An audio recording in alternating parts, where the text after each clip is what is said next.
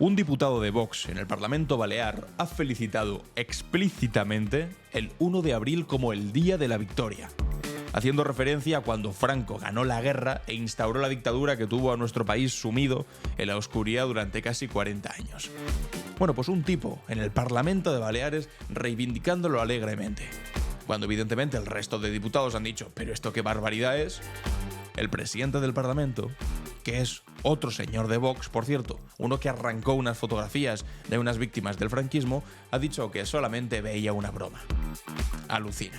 Pero vais a alucinar más todavía con Juan Carlos I, rey emérito de España, que se ha enfadado mucho con Miguel Ángel Revilla, expresidente de Cantabria, y le ha denunciado porque dice que le está difamando y le está insultando. Le pide 50.000 euros y está utilizando a la misma abogada que utiliza el novio de Ayuso para denunciarnos a todos cuando le decimos o le llamamos delincuente confeso o defraudador confeso. La decadencia absoluta de Juan Carlos I. Felipe VI ha dicho que a él ni le miren, que él no conoce a este señor, casi literalmente. Por otro lado, vamos a ver cómo Ayuso ha decidido humillar a Eduardo Inda. ¿Por qué?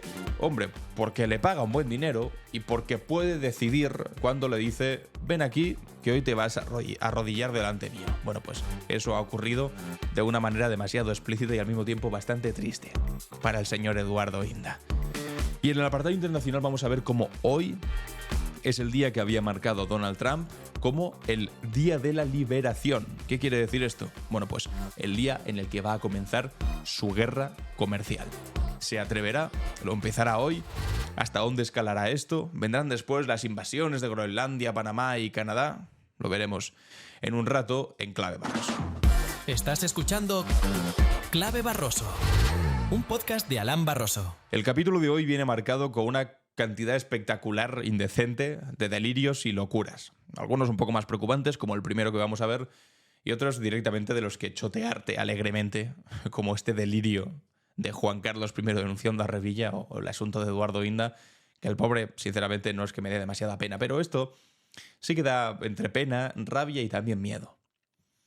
Porque ver en 2025 a un diputado de Vox reivindicar el golpe de Franco y felicitar el Día de la Victoria, el día que se acabó con la democracia en España, que un dictador fascista se hizo con el control de nuestro país, y hacerlo desde un parlamento democrático. Bueno, eso se podría entender, teniendo en cuenta que todos sabemos lo que es Vox. Aunque ellos después intenten decir, no, pero realmente nosotros somos demócratas, no sé qué. Bueno, todos sabemos lo que es Vox. Lo preocupante no es que un tipo como este, desalmado, diga este tipo de cosas. Lo preocupante es que no tenga consecuencias. Y es lo que ha ocurrido en el Parlamento de Baleares. Vamos a ver ahora el vídeo donde ha ocurrido, pero bueno, el titular. Un diputado balear de Vox enaltece el golpe de Franco con un feliz Día de la Victoria en pleno hemiciclo. El presidente del Parlamento, el ultra Gabriel Sen, rechaza adoptar medidas contra él al justificar que yo no he apreciado más que una broma. No he apreciado más que una broma. Vamos a ver el vídeo. Permítanme que inicie mi intervención, yo que soy muy bien mandado, obedeciendo al Gobierno de España y a su presidente Pedro Sánchez, en su año de celebraciones, y hoy, 1 de abril, les deseo un feliz Día de la Victoria. Pasamos a la pregunta. Presidente. Pues ahí lo tenéis. Obedeciendo a Pedro Sánchez, le felicito el 1 de abril, feliz Día de la Victoria. Y esto, claro, era una celebración nacional en España cuando el dictador pues obligaba a celebrar el día que él se hizo con el poder. Que básicamente arrebató a sus ciudadanos, que democráticamente podían elegir antes en las urnas, con sufragio universal, hacia dónde iba su país, también las mujeres, y decidió que eso no estaba bien y nos obligó a retroceder y a mantenernos encerrados a punta de pistola en nuestro propio país sin poder opinar sobre él durante 40 años. Esto es algo que celebrar también para este diputado de Vox. Bueno, evidentemente, un diputado del Partido Socialista pide la palabra y dice lo siguiente. Sí, señor Negruela. Me gustaría, en función del artículo 81, por decoro de esta Cámara, y usted no ha dicho nada al respecto, pero hay leyes que rigen el Estado, aprobadas en el marco del Congreso de los Diputados, que prohíben expresamente la enaltección de determinados símbolos fascistas. Y a usted, le guste o no, haya hecho lo que haya hecho, haya arrancado lo que haya arrancado, a usted tiene que velar porque se cumplan los... Eso lo dice porque este fue el presidente del Parlamento Autonómico que arrancó las fotografías de fusiladas del franquismo, que tenía una compañera de la mesa al lado suyo pegadas en su ordenador. ¿Os acordáis de ese momento también infame, ridículo? Y eso lo hizo el que en principio tiene que velar por el decoro, por el orden de la Cámara de Representación Autonómica. Pero si no lo hace él mismo, ¿cómo va a exigirle responsabilidad a otro, que además es su compañero? Jurídico en esta Cámara. Y el día de la victoria no se puede enaltecer. Hay toda una serie de días marcados en nuestra normativa que dicen que deben respetarse a las víctimas del fascismo. Y el día... Gracias, señor Negruela. Vamos a ver, señor Negruela, no tiene la palabra. Habéis visto, le acaba de cortar. Directamente, no tiene la palabra. Estaba explicando por qué es indecente que se reivindique el Día de la Victoria, que realmente hay que dejar de llamarle Día de la Victoria. Es el día de la derrota de la España democrática. Día de la Victoria lo llamaban los fascistas. Pues esto es como si en Alemania apareciese un diputado de la ultraderecha que literalmente reivindicase el día de la subida al poder de Hitler en marzo de 1933 como el Día de la Gloria. Es imposible, ¿a que sí? Bueno, pues aquí en España es posible. E incluso por parte de representantes públicos. Y cuando alguien se atreve a criticarlo, el propio presidente de Baleares, del Parlamento Balear, por cierto, es de Vox, pero está puesto ahí y sostenido por el Partido Popular. No seamos ingenuos, porque votaron en contra de quitar a este señor de ahí. El Partido Popular son colaboracionistas de este tipo de política que reivindica explícitamente la dictadura.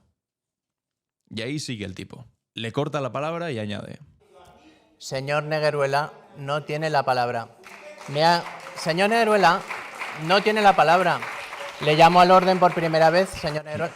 Le llamo al orden. Le llamo al orden por primera vez, señor Negruela. Y le ha cortado, básicamente, la palabra. Le ha cortado el discurso. Le ha cortado de poder reivindicar que eso no ocurra en un parlamento democrático. Señor Negruela. Y lo que usted ha dicho no tiene nada que ver. Por lo tanto, vamos a seguir. Guarden silencio, por favor. Vamos a seguir con las preguntas. Y hasta ahí. Después sí que le han preguntado más y ha dicho que, bueno, que simplemente era una broma del diputado de Vox y ya está. Es que imaginad si alguien fuese también tan asqueroso como para bromear de alguna manera con, yo qué sé, en vez de los muertos de la dictadura, los muertos de ETA. Aunque bueno, el Partido Popular está bastante cerca, porque cada 2 por 3 están con el que te vote Chapote, a pesar de que las víctimas de Chapote les dice que paren. Por ejemplo, Consuelo Ordóñez, que es la hermana de Gregorio Ordóñez, que fue víctima de Chapote. Les da igual. Que mientras a ellos les sirva, fantástico. Pero imaginad que en un parlamento democrático actual del 2025 alguien saliese y dijese algo parecido, insultando a las víctimas de ETA. Pondrían el grito en el cielo. ¡Ojo! Y normal. Porque no puedes meterte con las víctimas, ni de ETA, ni del franquismo, ni por supuesto reivindicar ni un asesinato de los de ETA, ni los centenares de miles de asesinatos del franquismo. Sin embargo, parece que si lo haces con Franco, entonces está permitido, y es simplemente una broma o forma parte de la libertad de expresión. Es que no se puede ser más indecente. En un país que todavía tiene las cunetas repletas de luchadores por la libertad, que lo mejor de nuestra tierra todavía está enterrado en cunetas. Los verdaderos patriotas de aquel momento, los que lucharon por la libertad. Y tenemos que aguantar a esta gente, que ahora además son el sostén de los diferentes gobiernos del Partido Popular en todas las comunidades autónomas. Porque todos los presupuestos que tienen que sacar y que tienen que aprobar, más adelante hablaremos de esto también en el capítulo de hoy, tienen que pasar por el visto bueno de estos. ¿Qué creéis que van a pedir? Bueno, pues lo mismo que le han pedido a Amazon y que ha asumido Amazon, que es criticar el Pacto Verde Europeo, criticar a los inmigrantes, y también que hagas la vista gorda cuando a determinado diputado de Vox le dé por reivindicar el franquismo en algún parlamento autonómico o directamente en el Congreso de los Diputados. Como ocurrió aquí cuando el diputado Manuel Mariscal dijo que el franquismo era una etapa de reconstrucción, de progreso y reconciliación. En el Congreso, ¿eh? Y gracias a las redes sociales muchos jóvenes están descubriendo que la etapa posterior a la guerra civil no fue una etapa oscura, como nos vende este gobierno, sino una etapa de reconstrucción, de progreso y de reconciliación para lograr la unidad nacional. Una etapa de progreso y reconciliación. Y esto no es una Cámara Autonómica, esto es directamente el Congreso de los Diputados. Sí que hubo una condena aquí por parte de la presidenta del Congreso de los Diputados, faltaría más. Pero es que ahí se ha quedado el asunto. Este sigue siendo diputado, sigue diciendo este tipo de barbaridades y aquí no pasa absolutamente nada. Bueno, mientras tanto, el día de ayer también, como es esto que llaman Día de la Victoria, pues se reunieron los frikis de siempre, pero frikis que tienen, pues bueno, un altavoz político en Vox y empezaron a decir que España recuperó la paz, a llamarlo el Día de la Victoria, a reivindicar el franquismo. Y estaba ahí presente el presidente de la Fundación Francisco Franco, Juan Chicharro. Que lo que no puedo lograr entender es como, después de cuánto llevamos ya, 7 años de gobierno del Partido Socialista y de coalición con Podemos y con Podemos primero y con Sumar después, todavía no haya habido una ilegalización completa y total de una fundación como esta, que reivindica constantemente a un dictador, cosa que sería impensable en cualquier otro país europeo, o en Argentina, o en Chile. Sin embargo, aquí pues tenemos que aguantar a esta gentuza reuniéndose y diciendo el Día de la Victoria, no sé qué. También os digo, son 4 mataos en este caso. Y lo que me preocupa no es la Fundación Francisco Franco, es la gente que después está en nuestras instituciones que hace el mismo discurso y queda completamente impune. Vamos a pasar un poco de este asunto y vamos al ridículo de Juan Carlos I. Porque resulta que, bueno, ya sabéis, lleva un tiempo sin vivir en España, exiliado, siguiendo esa noble tradición borbónica del vivir fuera de su propio país cuando las cosas se ponen malas.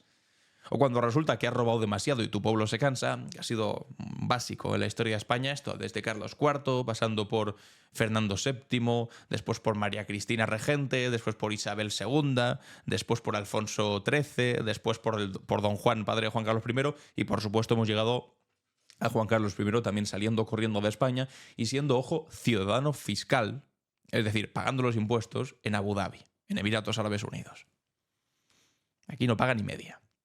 Bueno, pues resulta que este señor, que debe tener mucho tiempo libre en su mansión de Abu Dhabi, se debe aburrir mucho y no tenía tantos entretenimientos como tenía aquí en España, por supuesto pagados a costa de todos y protegidos por los servicios de inteligencia para que no nos enterásemos de las cosas que iba haciendo, a pesar de que nos hemos enterado después.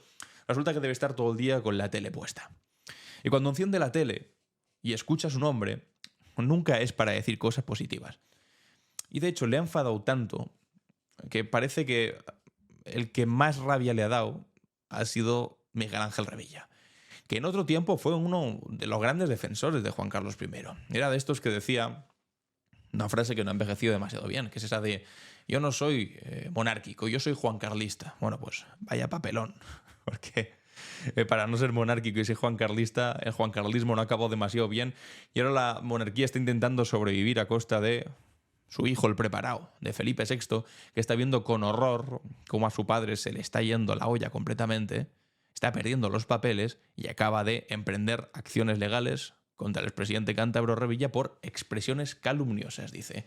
Aquí tenemos el texto que ha compartido Novalex Boutique Legal, que es el bufete de abogados que ha denunciado o que ha emprendido estas acciones legales, que ha utilizado Juan Carlos I para emprender estas acciones legales contra el señor Revilla.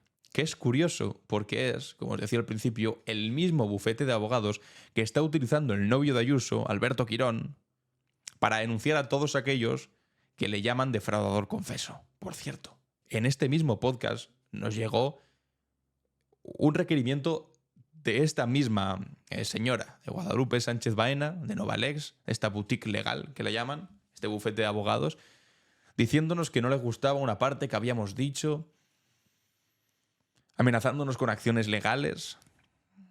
Y la verdad que me parece muy divertido que en este mismo podcast hayamos tenido una utilización de este bufete de abogados por parte del novio de Ayuso, que en este podcast hayamos sido víctimas del delirio del mismo bufete de abogados, en este caso por parte del novio Ayuso, que ahora está siendo también víctima Miguel Ángel Revilla del mismo bufete de abogados, pero con el delirio de Juan Carlos I.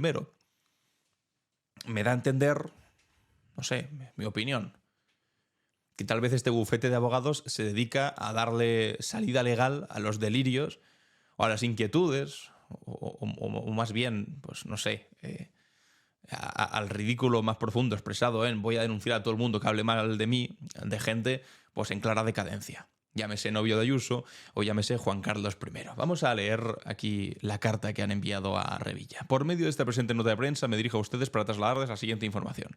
Su Majestad, don Juan Carlos de Borbón y Borbón, me ha encomendado su representación y defensa en el ejercicio de las acciones civiles de protección del derecho del honor previstas en la legislación española contra don Miguel Ángel Revilla Roíz, diputado del Parlamento de Cantabria y expresidente del Gobierno autonómico de esa comunidad. Estas acciones judiciales tienen como objeto una serie de declaraciones realizadas públicamente por don Miguel Ángel Revilla Roíz ante distintos medios de comunicación entre los meses de mayo del 22 y enero de 2025, en las que calumnió gravemente a mi representado y se refirió a él empleando expresiones injuriosas, difamantes y oprobiosas que lesionan su derecho fundamental al honor. No dice cuáles. No dice cuáles porque si no tendría que reproducir que lo que ha hecho Miguel Ángel Revilla en todo caso es pues llamarle defraudador, llamarle traidor, decirle que le ha decepcionado, decirle que es un ciudadano fiscal que vive fuera de España para no pagar impuestos aquí, que ha robado a manos llenas. Estas son las opiniones difamatorias, oprobiosas e injuriosas que tanto le afectan a Juan Carlos I, pero que al mismo tiempo no se atreven a poner negro sobre blanco. No vaya a ser que la gente cuando lo lea diga, bueno, pues que esto no es un insulto, ni es algo difamante. Es que esto es la maldita realidad expresada por un tipo que, insisto, era monárquico, era juancarlista y se vio completamente desencantado con la figura del rey cuando se dio cuenta de lo que estaba haciendo. Sigue esto. Tercero, con carácter previo a la interposición de la correspondiente demanda y con la exclusiva finalidad de facilitar a Miguel Ángel Revilla la consecución de un acuerdo que evite el litigio, se ha formulado solicitud de celebración de acto de conciliación ante los juzgados de primera instancia de Santander. Cuarto, además de solicitar la rectificación a través de los mismos medios y de manera pública de las expresiones calumniosas e injuriosas lesivas para su honor, expresiones que no dice cuáles son, mi representado reclama a Miguel Ángel Revilla una indemnización por los daños morales causados que asciende a 50.000 euros. Y diréis, bueno, ¿para qué quiere el rey Juan Carlos 50.000 euros? Si se rasca un poco el bolsillo y debe sacar el doble de dinero. Si tiene una fortuna valorada en miles de millones, bueno, pues añade que serán donados íntegramente a Cáritas. Bueno, eso dicen. El rey Juan Carlos I demandando al expresidente de Cantabria, es la primera vez que un rey demanda a un político y pidiéndole 50.000 euros porque dice que le ha difamado. Bueno, esto es tremendo. Para empezar, por compartir abogado con Ayuso, con el novio Ayuso, que es que ya es suficiente delirante. Eso con un tipo que ha sido pillado por presunto fraude fiscal, que además cobró comisiones por 2 millones de euros en lo peor de la pandemia. Bueno, pues va el rey y decide meterse en el mismo saco de un tipo con la moralidad tan destruida y machacada como este. Aunque bueno, no sé quién está peor, si el novio Ayuso o Juan Carlos I, que no puede estar más denostado en la vida pública española. Incluso la gente de derechas. Joder, Miguel Ángel Revilla no es un rojo peligroso, es un tipo de derechas, cántabro, el Partido Regionalista Cántabro. Incluso la gente de derechas ve con distancia a Juan Carlos I, excepto Ayuso, que el otro día dijo que bienvenido, que lo echaban mucho de menos a Juan Carlos I, se lo dijo a su nieta. Pero el resto de personas, los que tenemos dos dedos de frente, incluso, insisto, los de derecha dicen este señor que ha robado manos llenas y ahora se ha ido de España. Bueno, en fin. Pues es la primera vez que ocurre esto. Y además, si esto prosperase de alguna manera, que sinceramente lo dudo, sentaría un peligrosísimo precedente. Pues ¿qué quiere decir esto? Que vivimos de nuevo en el antiguo régimen.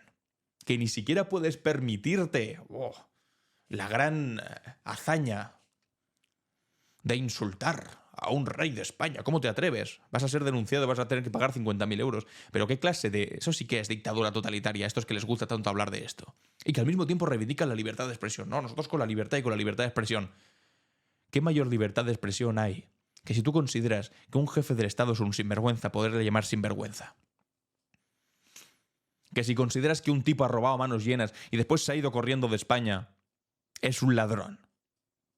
No, ahora resulta que eso no lo puedes decir. Lo que pretende Juan Carlos I con esto, primero es resarcirse de alguna manera a él, diciendo, no, porque yo defiendo mi honor, no sé qué, no sé cuántos. Pero sobre todo es sentar un precedente para que nadie más se atreva a insultarle, como él dice, que no es otra cosa que describirle.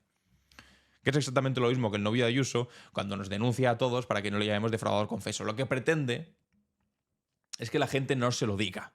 Y si se lo dice, que lo haga con miedo, de no vaya a ser que me denuncie a mí también. Bueno, Felipe VI se ha enterado de la noticia al mismo tiempo que nos hemos enterado todos. Ha alucinado Felipe VI. Y de hecho, la Casa del Rey se desvincula de las acciones legales emprendidas por Juan Carlos I contra Miguel Ángel Revilla. Han dicho que se han enterado ahí, dicen que ellos no tienen nada que ver y que él se lo apañe. Que él se lo guise y él se lo coma, Juan Carlos I, pero que no tiene nada que ver con Felipe VI.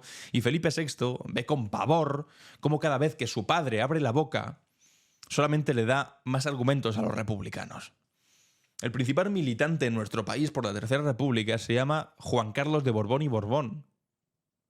Porque es el que más argumentos da para que toda esta gente, toda esta panda de vividores que han vivido a costa de los españoles durante siglos, dejen de estar ahí, porque simplemente pone a la institución frente al espejo.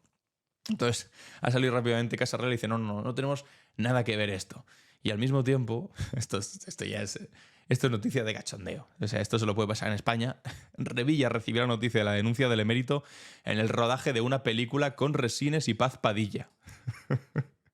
Y aquí tenemos la imagen del momento en el que Revilla se entera de que Juan Carlos I le denuncia. El tipo ahí vestido en una película de estas de coña, yo qué sé. En fin, es que este país, si no existiese, habría que inventarlo. Vamos a escuchar ahora cuáles son esas declaraciones que tanto indican a Juan Carlos I y vamos a ver si de verdad son injuriosas o si básicamente están definiendo la realidad. Vosotros decidís, me lo decís en los comentarios. Miguel Ángel Revilla lleva años cargando contra el rey emérito. Que hemos tenido un rey emérito que es un evasor fiscal, que es un delincuente fiscal. Para mí no es un ciudadano español aquel que reniega a pagar los impuestos de su país. Aquí en La Sexta no ha dudado en criticar el comportamiento del monarca. Para que no le sigan investigando sus tropelías, se ha hecho ciudadano fiscal de un país de donde recibía suculentos beneficios. No le dejo en paz hasta que no vuelva con todo el dinero que tiene allí. Por eso, Juan Carlos de Borbón ha dado el paso de denunciarle por lesionar su derecho al honor. Hace referencia a dos fechas concretas, enero de 2025 y este otro momento en mayo de 2022. Para mí se me cayó cuando descubro que es un evasor fiscal, que tiene una pasta gansa fuera. Le pide 50.000 euros que, según dice, serán donados a Cáritas, aunque le da la posibilidad de acudir a un acto de conciliación en Santander para zanjar el asunto. En la medida en que haya expresiones injuriosas de tipo insultante, la condena sería más probable. Y al contrario. El rey emérito ha elegido a la abogada Guadalupe Sánchez para este proceso. Es la misma persona que se ha encargado de representar a la pareja de Ayuso en todas sus demandas contra quien le llaman delincuente confeso. ¿Conocía su pareja sus maniobras fiscales? Fuentes de Casa Real aseguran a La Sexta que no sabían nada y que es una decisión personal del emérito. Por su parte, Revilla dice haberse enterado por los medios y que mañana dará una rueda de prensa. Bueno, pues hoy será el día en el que dé una rueda de prensa, pero ¿habéis escuchado a Revilla? ¿Os ha parecido algo injurioso? Ha dicho, pues me parece fatal que un tipo se vaya a pagar impuestos a Abu Dhabi y que al mismo tiempo se reivindique español. Me parece fatal que haya robado a manos llenas. Estoy decepcionado con él. Esto es lo que le está denunciando Juan Carlos I. Bueno, pues como tengas que denunciar, Juan Carlos, a todo Dios que alguna vez ha tenido alguna opinión de estas características contigo, pues vas a denunciar a unos cuantos millones de españoles. Y a mí el primero. O sea, si esto es lo que pretende, como empezar a instaurar el terror jurídico de cualquier persona que diga algo del rey que no le guste mínimamente, te vas denunciado. Eso es un delirio. Es un delirio. Y aquí no sé más bien, decidme a ver vosotros qué opináis. Si esto tiene que ver con Juan Carlos I perdiendo completamente el norte y la chaveta directamente y poniendo un punto final a su biografía política bastante lamentable y miserable. Mira que terminar así tu vida. Lo has tenido todo. Te has hecho de oro, además. Y no podrías haberte, yo qué sé, conformado con lo que tenías. Que tuviste que robar más y más y más y más. Hasta irte fuera de España, pagar impuestos fuera y tener tu patrimonio en el extranjero, todo allí, en una fundación que te has montado en Abu Dhabi. Tenías que terminar así tus últimos años de vida. Y además ahora denunciando a un ex amigo, además, porque te llevabas bien con Miguel Ángel Revilla, que está decepcionado contigo. Tenías que terminar así, no podrías haber tenido otro fin. De verdad, es tan cutre esto. Pero como os decía, no sé si es el que ha perdido ya completamente el norte. O tiene que ver con esta señora que está al frente de la cosa esta, del bufete de abogados este, que es el mismo que, insisto, que me mandó a mí el requerimiento. y está convenciendo de aquí para allá que cualquier tipo de opinión que tengas sobre alguien es potencialmente constitutivo de delito. Y que por lo tanto, si tú opinas desde tu libertad de expresión, es más, la libertad de expresión que te otorga siendo político, como es Revilla, o como lo soy yo, que soy un politólogo, o como lo es un periodista como Enric Juliana, o como Xavier Fortes, que también han dado su opinión sobre determinadas cosas, que dar tu opinión, que expresar lo que piensas sobre algún tipo de personaje, como el novio Ayuso, como Juan Carlos I, resulta que eso puede ser un potencial delito. Entonces dice, ojo que le podemos sacar un dinero y a veces ya callamos las cosas que dicen sobre ti. Pero o sea, ¿qué respeto de la libertad de expresión es este?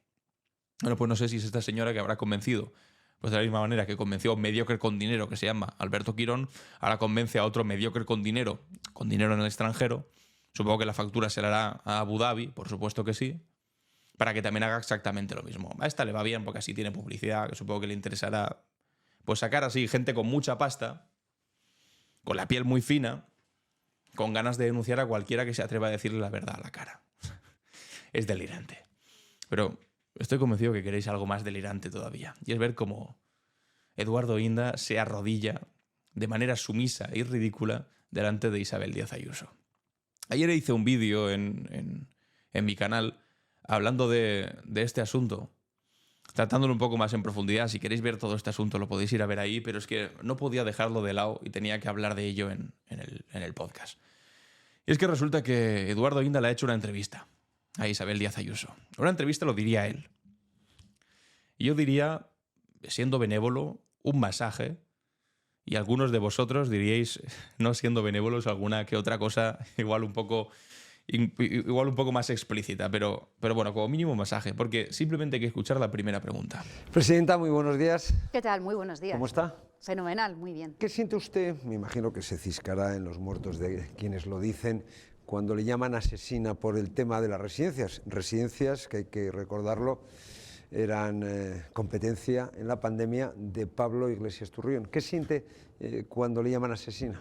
Bueno, pues ya veis que solo son 20 segundos de la entrevista y ya empieza diciendo, entiendo que usted, él mismo se contesta a sus propias preguntas. ¿Qué opina de quienes le llamen la asesina por las víctimas de las residencias? Entiendo que se ciscará usted en ellos. Cuando era Pablo Iglesias el responsable, ya. Ya veis el tono general de la entrevista. Esto no hace más que mejorar durante 50 minutos de masaje explícito del señor Eduardo Inda e Isabel Díaz Ayuso, que se entiende mucho mejor cuando, pues bueno, ves esta noticia. Ayuso ha inyectado 1,27 millones de euros a OK Diario de Eduardo Inda en 4 años, que si vemos como ha ido escalando. En el 2020 fueron 170.000 euros, en 2021 fueron 295.000 euros, en 2022 se supera o no. Efectivamente, se llevó 387.000 euros y en el 2023 se llevaron la friolera de 416.000 euros públicos. Dinero que pagamos entre todos, bueno, entre todos, excepto el novio de Isabel Díaz Ayuso, porque si defraudas 350.000 euros a la hacienda pública, entonces no tienes que pagar esos impuestos y por lo tanto no van a Eduardo Inda. Pero el resto de mortales, como tenemos que pagar los impuestos, financiamos de esta manera tan descarada al medio de Eduardo Inda, a OK Diario. Se entiende mucho mejor este masaje al que estábamos a punto de acceder si sabemos que Ayuso está metiéndole esa cantidad de pasta ingente e indigna en este medio de Eduardo Inda, que después se atreven a hablar de chiringuitos, de medios subvencionados, de la izquierda servil, mamporrera del poder y chorradas de estas que dicen, cuando ellos están cobrando literalmente casi 1,5 millones de euros en apenas 3-4 años. Y todavía no sabemos la cifra del 2024. Y la del 2025, que llevan a calzón quitado. Bueno, pues esperaos porque vais a entender mejor todavía títulos como este. Porque aquí de repente ponen este título. Dicen, Madonna, entre interrogantes. No, Ayuso. Y empieza así. Presidenta, Pedro Sánchez, si le propusiera lo que le voy a proponer a usted ahora, me diría que no, porque no puede salir a la calle, porque es un presidente que cada vez que sale a la calle le insultan, se ciscan en su reverenda madre, en su santo padre. Habéis escuchado bien. Está haciendo una pregunta a Ayuso diciéndole, si Pedro Sánchez sale a la calle, se ciscan. Le encanta esa palabra. Empezó la entrevista así y continúa. No sé cuántas veces dirá la palabra ciscar a lo largo de esta entrevista. Bueno, las que la haya escrito Miguel Ángel Rodríguez. Tienes que decir ciscar en 5 ocasiones y por lo menos 2 en relación con Pedro Sánchez. Se ciscan en su reverenda madre y en su santo padre. Vaya nivel. O sea, esto es lamentable. Ayuso, sin abrir la boca, está dejando claro quién manda ahí. Y manda ella. Y si ella dice que Eduardo Inda tiene que comportarse de esta manera con el presidente del gobierno, él se comporta, porque para eso le paga el sueldo. Joder, 1,5 millones de euros, ¿eh? De todos nosotros. Y bueno, continúa. En fin, hay incidentes cada vez que pisa la calle. Le quería proponer, si no le importa, que sigamos la entrevista por las calles de Madrid. Nos damos, si quieres, un paseillo, me da un poco de crema para el suelo. Esto lo dice como si Ayuso no supiese perfectamente que le iba a proponer esto. La entrevista más pactada de la historia.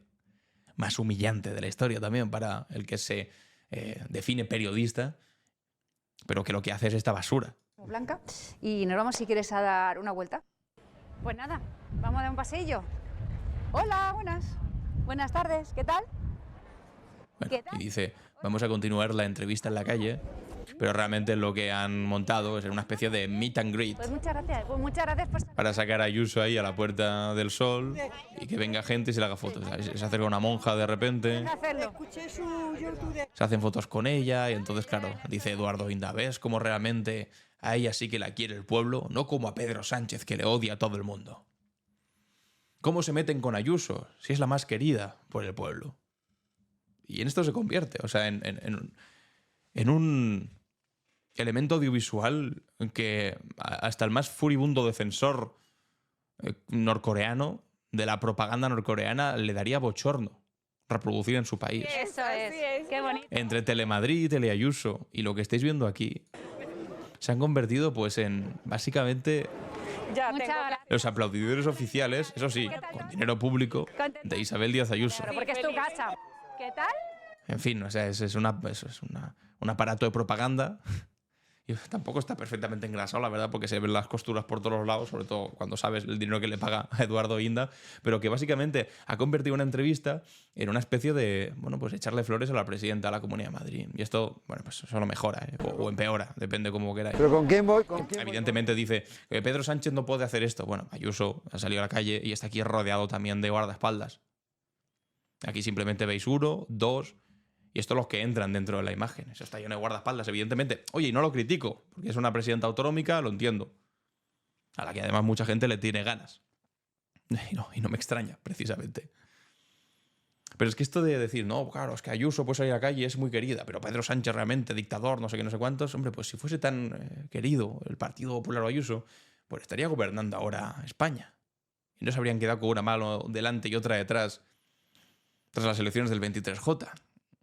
Pero es que este momento ya es delirante, atención. ¿Pero con quién voy? ¿Con quién voy? ¿Con Isabel Díaz Ayuso? ¿Con Madonna? ¿Con Taylor Swift? No me digas eso, que me da corajillo.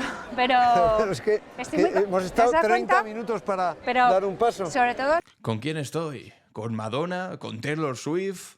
¡Wow! Eres tan guay, Ayuso. Y de no me digas eso, me da corajillo.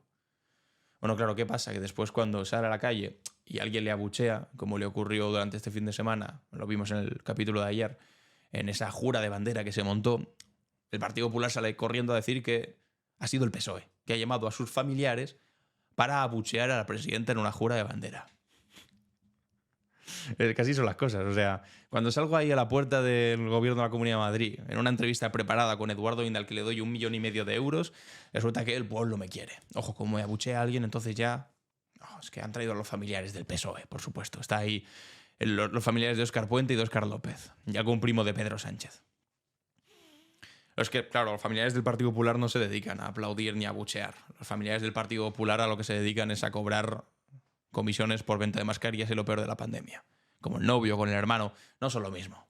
Los familiares del PP se dedican, o de Ayuso más concretamente, se dedican a otros fines un tanto más lucrativos. En fin.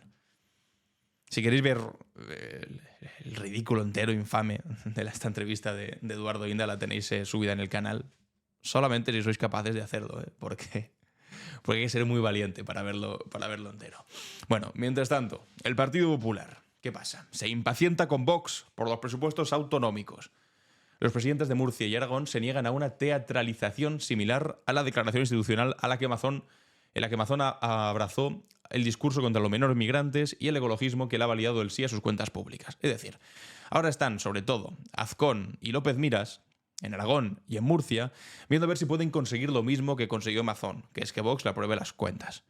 Lo que pasa es que, claro, que Vox lo que les está pidiendo es que hagan lo mismo que hizo Mazón. Esto es, Mazón comportándose casi como un secuestrado, pidiendo, por favor, que le den dinero, diciendo, bueno, me gustaría que me diesen $500.000 euros, lo leía todo, para liberarme porque estoy secuestrado por Santiago Abascal. Pues básicamente hizo lo mismo, pero leyendo lo que le había escrito Abascal, diciendo, la culpa de todo es de los inmigrantes irregulares, del ecologismo radical, del dogmatismo climático, del Pacto Verde Europeo, que es del Partido Popular. Bueno, pues López Miras, presidente de la región de Murcia, ha dicho, estamos de acuerdo en los presupuestos, en el rechazo a la inmigración ilegal, a las políticas del Pacto Verde, otro que critica el Pacto Verde siendo algo del PP europeo, de Ursula von der Leyen, en fin, que afecten al sector primario. Que el problema sea la forma en que se teatraliza, estoy convencido de que Vox es mucho más serio. Es decir, les está diciendo, vamos a aceptar vuestro discurso. Vamos a aceptar hablar de inmigración ilegal como el principal problema. Desde el PP aceptan hablar de eso. Vamos a aceptar hablar que el ecologismo también es el gran problema y el Pacto Verde, que es vuestro en Europa. Les aceptamos eso. Lo que no quiero es quedar tan en ridículo como Mazón y tener que decirlo ahí con esa solemnidad ridícula de una persona que ha sido secuestrada por Santiago Abascal. Eso es lo que no quiere. Pero el fondo es que lo han aceptado. Entonces, claro, mi pregunta es, ¿en qué se diferencia? Es que ese es el drama de la derecha española. ¿En qué se diferencia el Partido Popular de Vox? Justo además, mientras Vox está, como lo hemos visto al principio del capítulo, literalmente reivindicando el franquismo sin que se le caigan los anillos. Bueno, pues problemón que tiene el Partido Popular. Noticia rápida, última hora, la jueza ha dejado en libertad a un detenido, a una persona que detuvieron por amenazar en redes sociales a Mazón con obligación de comparecer cada 15 días. El juzgado de primera instancia e instrucción número 4 de Catarroja, en funciones de guardia, ha acordado la libertad con medidas cautelares para el hombre detenido por proferir en redes sociales amenazas contra el presidente de la Generalitat, Carlos Mazón. Se ve que le había hecho amenazas muy graves en redes sociales, que no seré yo quien aliente esas amenazas tan graves, pero al mismo tiempo también me parece curioso que sea esa persona la que acabe detenido y teniendo que declarar cada 15 días y mientras tanto, 5 meses después, Carlos Mazón no haya tenido que dar ni media explicación. Claro, hay gente que, no voy a justificar en absoluto, pero es que hay gente que evidentemente puede estar, y es normal que lo esté, muy desquiciada. O sea, se han perdido más de 220 vidas, 227 vidas. ¿Cómo reaccionar con algo así? Pues no será fácil, evidentemente. No es sencillo. Y hay gente que lo gestionará mejor, otra gente que lo gestionará peor, y habrá alguno que haga ese tipo de cosas. Aunque, insisto, no me parezca bien. Pero claro, es esa persona la que acaba siendo detenida antes de Mazón siendo obligado a decir algo, a explicar dónde estaba, por lo menos, o a asumir su responsabilidad y dimitir, que es lo que debería hacer. Y terminamos las noticias nacionales y ahora vamos con el asunto de Trump y su Día de la Liberación. Es increíble también. Terminamos con que la Guardia Civil está investigando a Núcleo Nacional por llamar a la lucha conjunta en la calle contra la invasión extranjera, que son estos, que es el grupo neonazi, que se constituyó a partir de aquellas protestas de noviembre frente a la calle Ferraz, que acabaron, bueno, pues en nada realmente, pero que estaban en contra de Pedro Sánchez, de su investidura, de la amnistía, no sé qué, al final se fue diluyendo, pero fueron aquellos que gritaban lo de la Constitución destruye la nación, Sánchez y el Borbón la misma mierda son esta extrema derecha totalmente echada al monte, bueno, pues que ya veis la estética que tienen, que se comportan pues como, empiezan a comportarse como un grupo paramilitar que ahora directamente pues está llamando eso, a la lucha conjunta en la calle, es decir, una especie casi de lucha armada fascista contra todo lo que ellos consideren que atenta contra la integridad nacional de nuestro país, que básicamente es todo lo que ellos decidan, poco más que eso. Vamos con la clave internacional. ¿Qué pasa en el mundo? La clave internacional. Pues hoy es el día de la liberación, que había denominado Donald Trump desde hace ya unos cuantos meses, el día en el que declara simbólicamente la guerra comercial a todos sus socios, que hasta el momento habían sido socios económicos de comercio internacional, como Canadá, como la Unión Europea, y que ahora de repente les va a imponer una gran cantidad de aranceles en todo tipo de industrias. Desde el automóvil hasta el acero, hasta la agricultura, hasta la industria del vino, a todas las industrias. Hoy es el día que había marcado, hoy veremos cuántas de esas medidas efectivamente se acaban plasmando, y así titula El País, dice, Trump levanta un muro arancelario frente al mundo.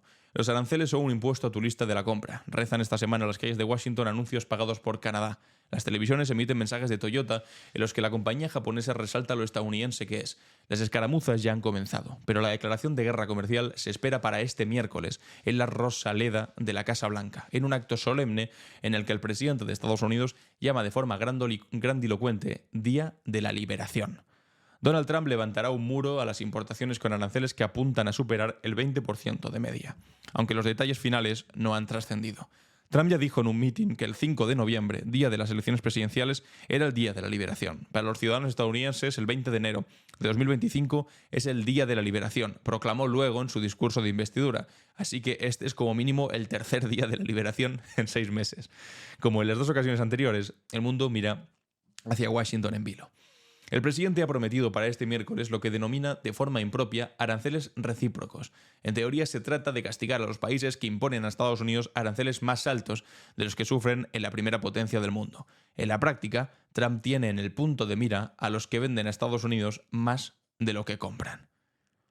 Bueno, pues hoy veremos en qué se concretan estos aranceles, lo que desde luego va a ser complicado para la extrema derecha internacional y concretamente para nuestra extrema derecha nacional. Seguir justificando alegremente a alguien como Trump mientras lo que hace es intentar cargarse nuestras industrias propias.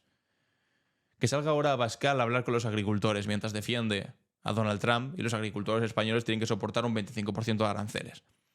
Que se lo digan al sector del acero, que se lo digan al sector del vino, que se lo digan a todos esos que decían defender, pero que ahora pasan a segundo plano porque al primero que defienden es este señor millonario excéntrico naranja que ahora gobierna los Estados Unidos y que propicia que ocurran cosas como la siguiente.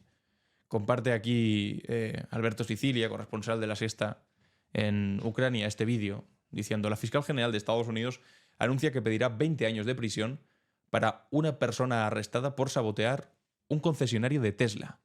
Domestic Terrorism Against Tesla Properties, es decir, terrorismo doméstico contra la propiedad de Tesla. Está diciendo la fiscal general de los Estados Unidos, que está pidiendo 20 años de cárcel para quien boicotee o sabotee productos de Tesla, es decir, productos de la empresa de Elon Musk, que es el mejor amigo, sobre todo porque le consigue comprarle las elecciones con todo su dinero porque es el hombre más rico del mundo, de Donald Trump. 20 años. Y además lo llaman domestic terrorism, terrorismo doméstico. Se empieza a banalizar ya el término de terrorismo. Y además ya sabéis que los Estados Unidos son capaces de hacer cualquier cosa a partir de ese concepto. Ahora estoy volviéndome a ver la serie esta, inspirada en el libro de Margaret Atwood, de El cuento de la criada, os la recomiendo. Está en HBO Max. Y básicamente todo empieza, es un régimen distópico en el que acaba cayendo los Estados Unidos, ultra religioso. Una novela escrita hace 80 años, pero la adaptación es más reciente. Pero para que veáis que ese miedo ya estaba ahí presente en los Estados Unidos. Y básicamente empiezan todo ese nuevo régimen, ese nuevo país totalitario que construyen en los Estados Unidos a partir de unos ataques también de domestic terrorism, de terrorismo doméstico, que montan ellos mismos realmente para decir que están siendo atacados y que por lo tanto tienen que cargarse las libertades constitucionales. Ahora que ataques a un Tesla, o a un concesionario de Tesla, por tener a un tipo al frente de Tesla que levanta el brazo y es el saludo fascista y resulta que eso lo llamas domestic terrorism, hombre, pues da bastante miedo lo que se está convirtiendo Estados Unidos. Y además también tengamos en cuenta que esta misma señora ha pedido la pena de muerte para Luigi Mangione, que fue este chaval de 26 años que mató a uno de los CEOs de las principales aseguradoras médicas de los Estados Unidos, que son pues una de las entidades más odiadas del país porque la primera causa de bancarrota de las familias estadounidenses es no poder pagar temas sanitarios. Y básicamente te dejan de lado cuando estás peor. Cuando más los necesitas, te dicen, pues esta cosa que te pasa, este problema de salud no lo cubre y tienes que pagar 300.000 euros y te vas a la mierda y te vuelves pobre directamente. Bueno, pues este tipo, no sabemos todavía demasiado bien su motivación, pero decidió pues atentar contra el CEO de una de estas compañías, de la más grande, y ahora le piden no una cadena perpetua, no cárcel, sino directamente la pena de muerte. Increíble. Bueno, y mientras tanto, ha habido 2 millares de los mejores científicos del mundo que se han unido en una carta donde han denunciado el peligro real de Trump y dicen que el sistema de ciencia está siendo destruido en los Estados Unidos. Vamos. Qué perspectivas más bonitas de futuro en este país, que otro tiempo dijo ser la cuna de la democracia. Vamos con la cápsula del tiempo. ¿Qué es lo que ocurrió un día como hoy? La cápsula del tiempo. En clave Barroso.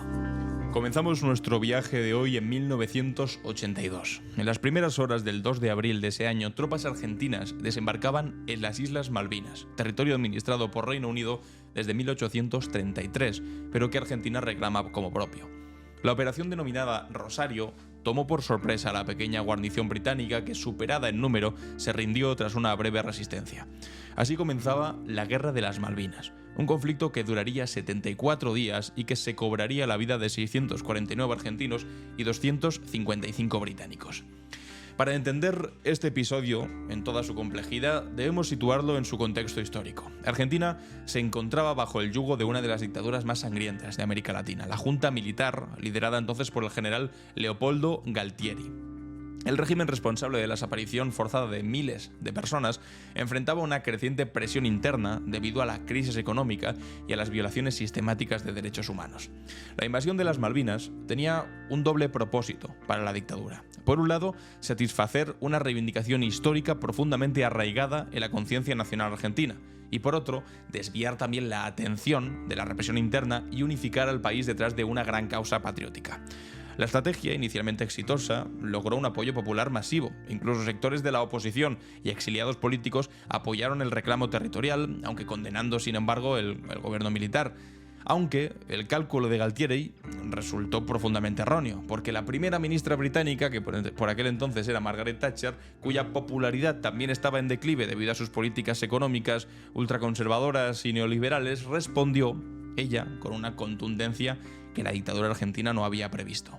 En pocas semanas, Gran Bretaña movilizó una flota de guerra y logró el apoyo de Estados Unidos y de la Comunidad Europea, aislando diplomáticamente a Argentina. El conflicto presenta una paradoja interesante desde una perspectiva antiimperialista. Por un lado, el reclamo argentino sobre las islas tiene una base legítima, relacionada con la herencia colonial y el derecho a la integridad territorial del Estado argentino. Las Malvinas representan uno de los últimos vestigios del antiguo imperio británico, un recordatorio del colonialismo europeo en América Latina. Y por otro lado, también resulta profundamente irónico que una dictadura que colaboraba estrechamente con el imperialismo estadounidense en la represión de su propio pueblo se presentara ahora como una abanderada de la lucha anticolonial. La derrota militar argentina, formalizada con la rendición del 14 de junio, tuvo consecuencias inesperadas. En lugar de fortalecer a la dictadura, aceleró su caída. El fracaso de las Malvinas puso en evidencia no solo la incompetencia militar del régimen, sino también su crueldad. Muchos de los soldados enviados al frente eran jóvenes conscriptos sin preparación adecuada que sufrieron tanto por los combates como por los maltratos de sus propios oficiales. La humillación de la derrota quebró la cohesión interna de las Fuerzas Armadas y catalizó el retorno de la democracia que llegaría en diciembre de 1983 con la elección de Raúl Alfonsín. Un dato menos conocido es que durante la guerra las organizaciones de derechos humanos argentinas, como las Madres de la Plaza de Mayo, enfrentaron un difícil dilema, porque aunque apoyaban el reclamo sobre las islas, se negaron a suspender sus denuncias sobre los desaparecidos, manteniendo viva la memoria de los crímenes de la dictadura, incluso en medio de ese fervor patriótico desatado. Hoy, 42 años ya después de aquel conflicto, las Malvinas siguen siendo un tema sensible tanto para Argentina como para Reino Unido. La demanda de soberanía continúa siendo una política de Estado en Argentina más allá de las diferencias partidarias, mientras que para los británicos la guerra reforzó su determinación de mantener el control sobre las islas, cuyos habitantes se han manifestado repetidamente a favor de seguir siendo británicos.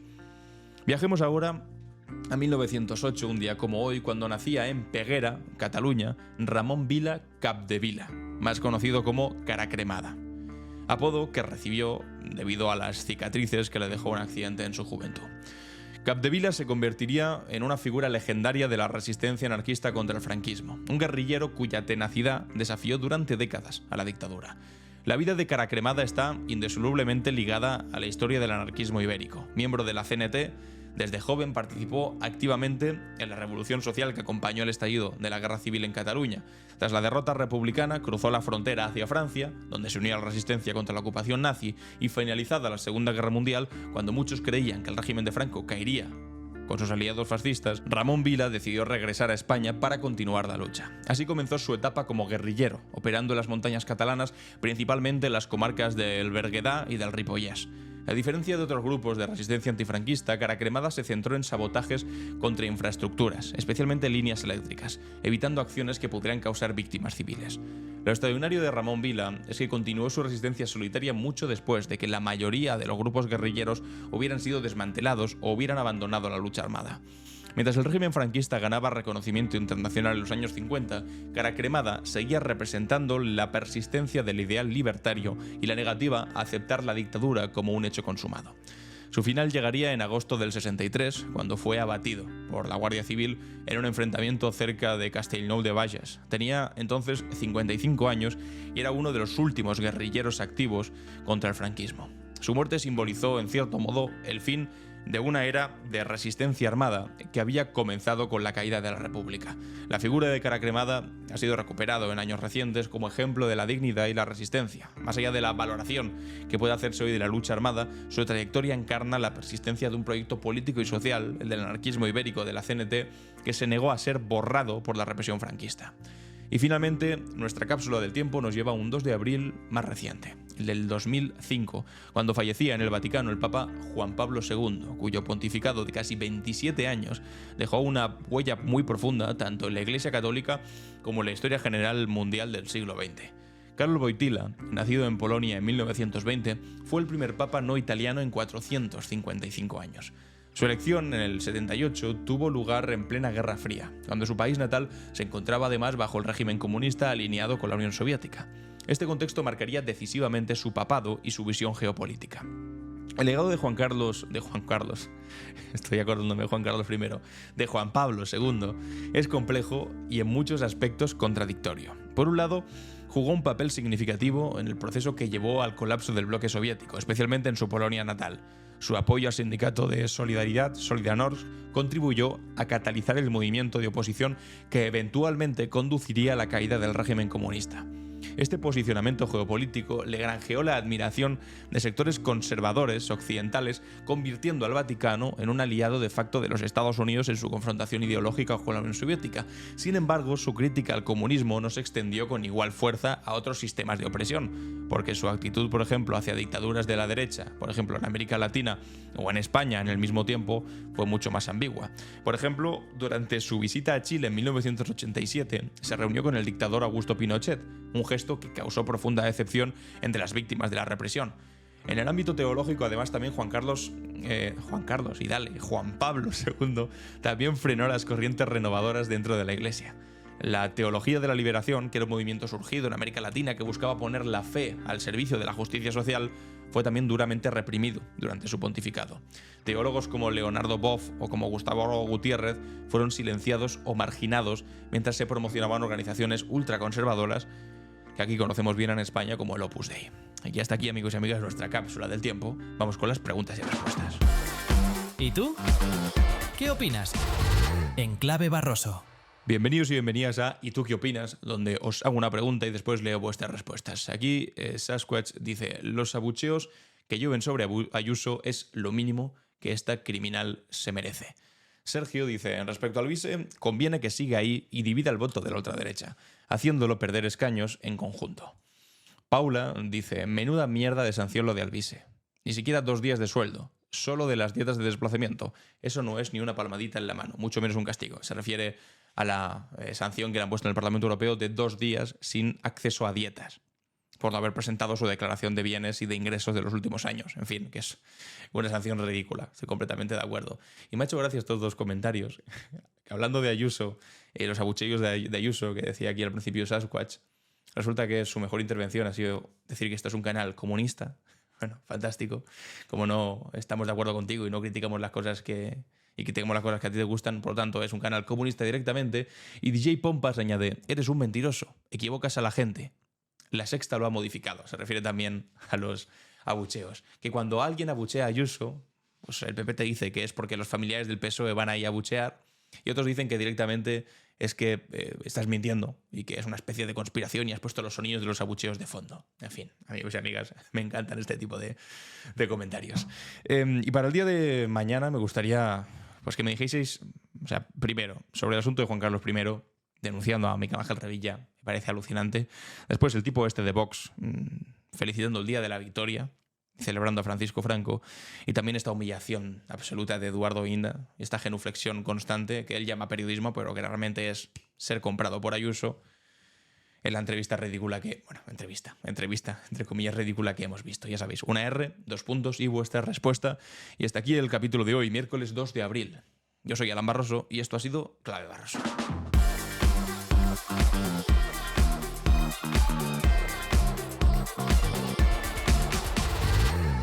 En Clave Barroso.